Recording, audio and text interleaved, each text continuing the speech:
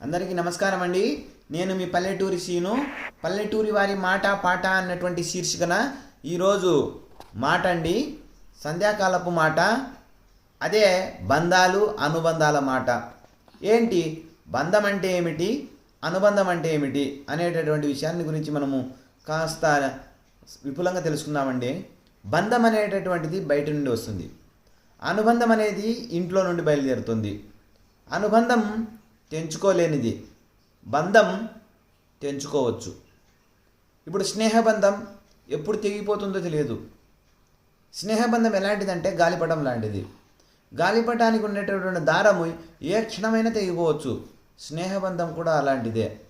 మరి అనుబంధము తెంచుకోలేనిది. తండ్రి కొడుకుల అనుబంధం తెంపుకోలేనిది, తల్లి కొడుకుల అనుబంధం తెంపుకోలేనిది, తల్లి కూతురుల అనుబంధం తెంపుకోలేనిది.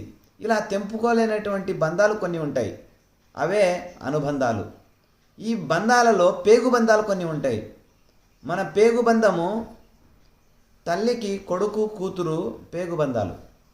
ఈ పేగు బంధాలు ఎప్పటికీ తెంపుకోలేనివి. మరి బయటి బంధాలన్నీ కూడా తెంచుకునేవి. ఏ క్షణానికి ఏ రకంగా మారిపోతారో మనుషులు అర్థమే కాదు.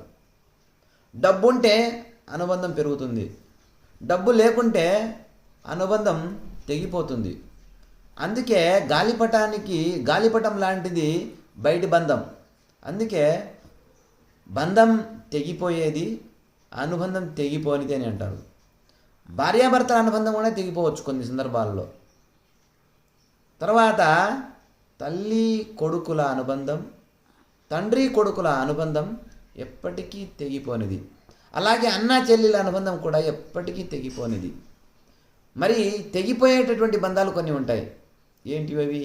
చెప్పాను కదా, స్నేహబంధం కావచ్చు, అన్నదమ్ముల అనుబంధము తెగిపోతుంది. తర్వాత బయట స్నేహబంధము తెగిపోతుంది. బయట మనం చుట్టూ ఏర్పరచుకునేటటువంటి బంధాలన్నీ కూడా తాత్కాలికమైనవే. అన్నీ కేవలం కాగిత అనుబంధాలే. కాగితం ఉంటేనే బంధం పెరుగుతుంది. ఇలాంటి అనుబంధాలు అనేటటువంటివి కోకొల్లలండి. మానవ జీవితం అనేటటువంటిది ఒక నాటకం. నాటకంలో ఈ నాటకం అనేటటువంటిది ఈ నాటకంలో మనం ప్రేక్షక పాత్ర వహిస్తూ ఈ బంధాలు అనుబంధాల గురించి మనం చూసుకుంటూ పోవాల్సిందే.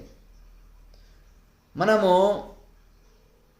ఈ ప్రపంచం అల్లోకల్లోలం అవుతుందన్నా, మన కుటుంబం ఏమైపోతుందన్నా, మనం ఏమైపోతుందన్నా కూడా పట్టించుకోకుండా వాళ్ళు మాత్రమే